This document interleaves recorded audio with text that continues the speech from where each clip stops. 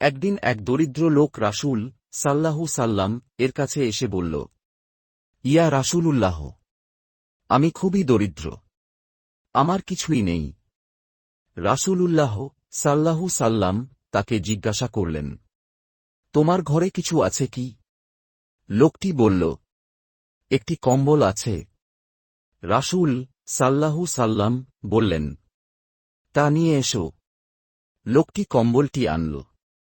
রাসূল সাল্লাহু সাল্লাম বললেন, এটি কে কিনবে? এক সাহাবী 1 দিরহামে কিনে নিলেন।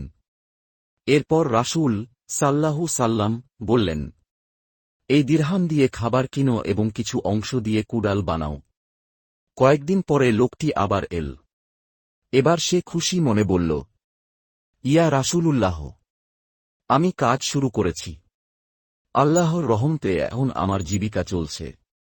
রাসূলুল্লাহ সাল্লাহু সাল্লাম বললেন, পরিশ্রম করে রিজিক উপার্জন করাই উত্তম, ভিক্ষাবৃত্তি নয়।